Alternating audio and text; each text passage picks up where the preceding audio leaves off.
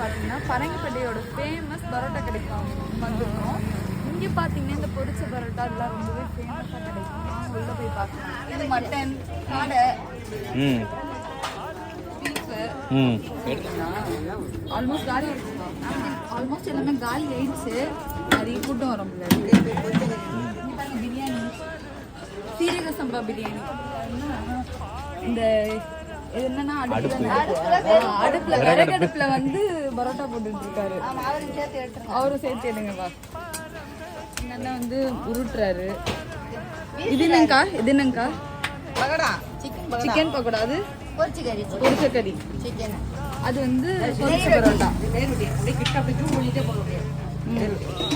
Super நானீங்களா?